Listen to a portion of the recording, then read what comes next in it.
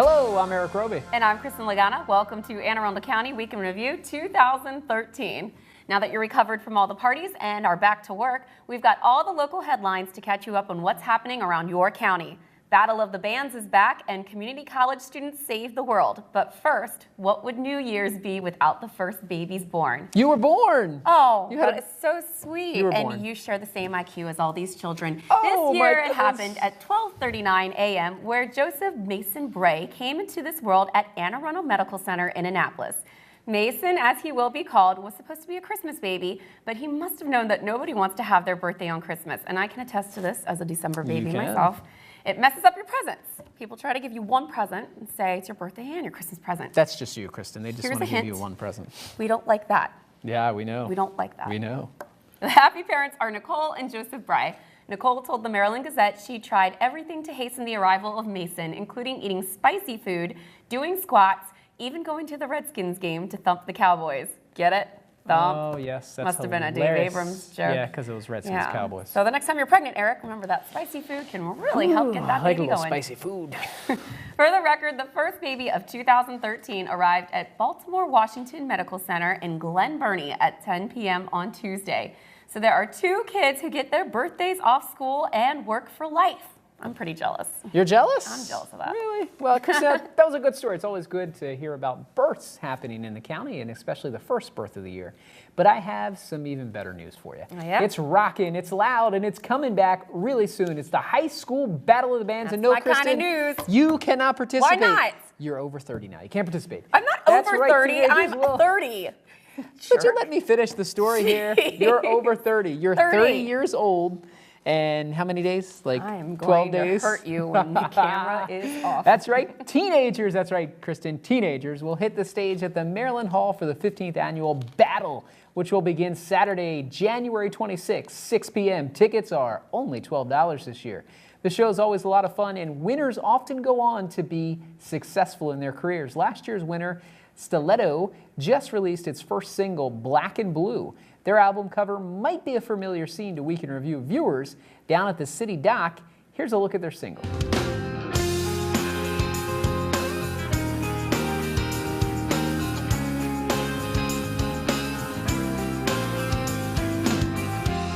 I took the pain, you took control. My love, so easily sold. Stuck in a love story, and it was all for your glory. Your words still pierce my heart. You were tearing me apart. Don't leave me, baby. This scar's temporary. And even though I'm black and blue, I'll stay true to you. And you can purchase Black and Blue on iTunes, and you can also find out more information about Battle of the Bands on Facebook. Yes, unlike me, they do have a Facebook page. Fellow winners from 2011, Pandemonium is now called Sun Club and released its first album in May of last year. Just wanted to let you know about that one. This is age discrimination. What do you mean age discrimination? I I'm older want than to you. enter. You can't enter. It's Battle of the Bands So for wrong. teenagers. Whatever. Teenagers. Well, the best thing about this whole entire competition are these names, Erik. Here are Names. just a few of the alternate bands trying to earn a spot. Lobsterotica, Crash 57, Medora, Glass Garden, and Keyboard Comrade. Yeah, good names. If the bands live up to their names, it should be a pretty good show. What are some band names you've had over the years, Kristin? I bet you had some really good ones, Well, like let me think about it. the Laganas, Lagana Rocka Mama. No. What did we have? We had Orange Herbert. Orange Sherbert? It's Orange Herbert. Orange Herbert. Voodoo folks. Economics. Oh, that's a George Bush takeoff. No, Come it was on. an 80s band. It was an 80s band. okay. And we had... You were a teenager in the 80s, so was that your teenage 80s I band? was not a teenager in the 80s, Erik. Thank you. Before Victims of Experience, which is my current rock band, back in college, it was an older version of the band, and we were called Honey DuPont. Ah, very nice. There you go. What about you? Nice. I have not ever had a rock band. You never put together a fake I played band? the viola when I With was your in elementary friends? school. You didn't pretend to like air guitar rock No, it out? I was violaing, but that that lasted. You air viola'd? That is lasted so nerdy. 2 weeks. So nerdy, Eric. And I broke it, and I had to return it, and I was told that maybe music wasn't my thing, so Yeah. I got into sports, Sports. Kristen. Sports. There's nothing else in the world but sports, folks. But there's Really? more Week in Review to come, including our staff Super Bowl predictions. You're not going to want to miss that. Since we did so well with the Battle of the Beltway predictions. Yeah, Dave, we know you did. But first, check out our community calendar for events that are happening around your county. Stay with us. We'll be right back.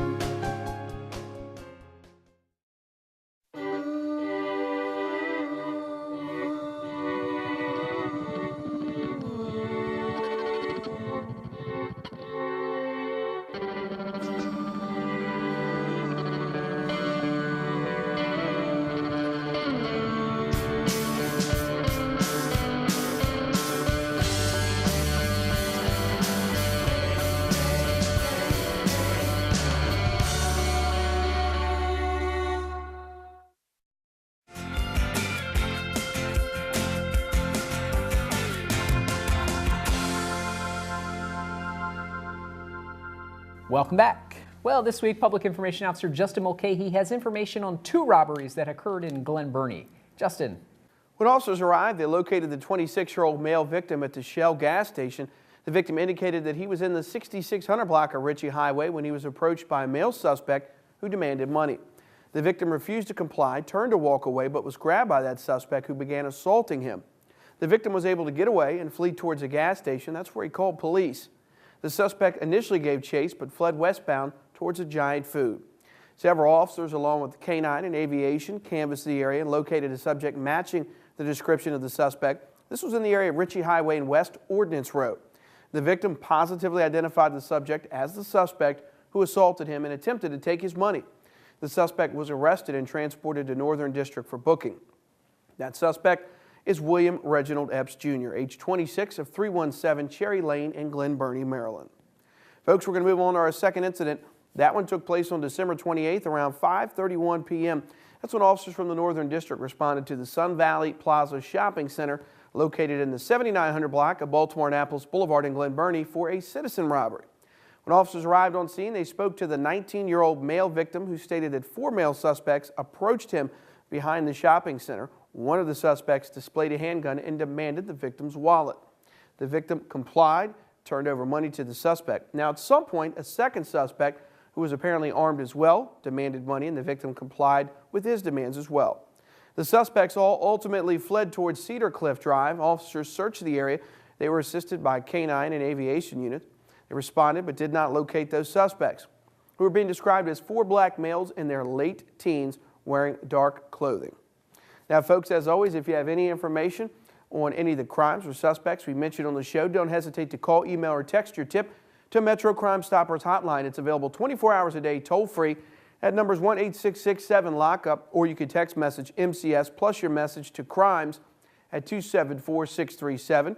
Your third option, visit the website at www.metrocrimestoppers.net. Now, remember, phone calls are not recorded and callers remain anonymous. You might even be eligible for a cash reward of up to $2,000.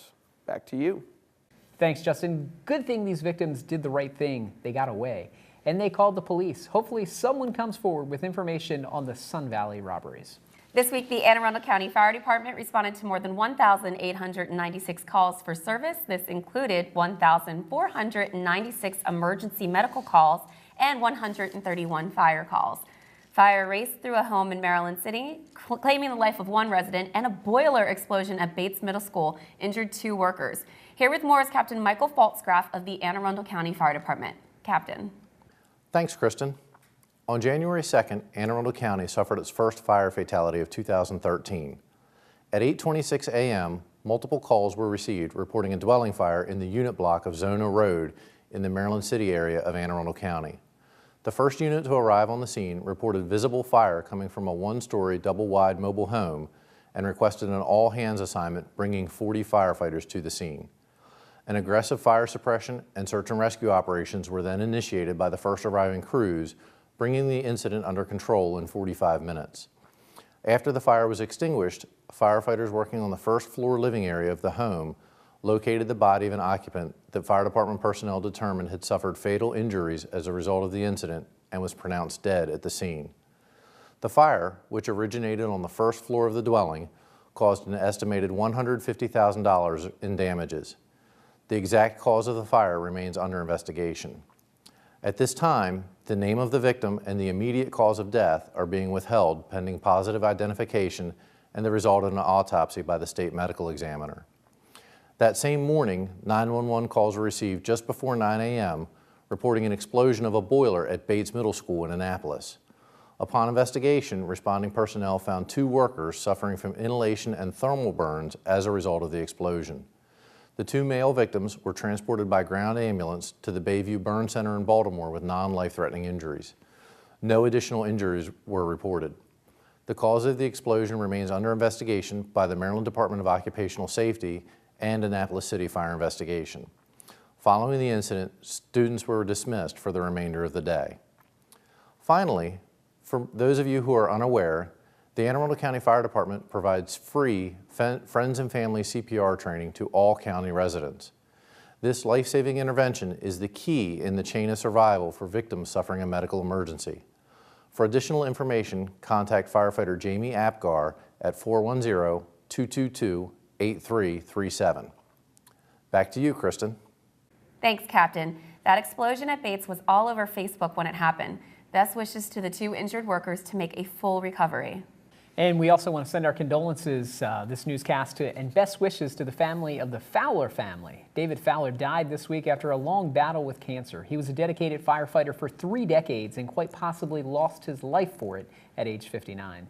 He contacted non-Hodgkin's lymphoma several years ago, which he believed came from training with discarded BG&E oil in the 80s. We thank Dave for his service and for his family.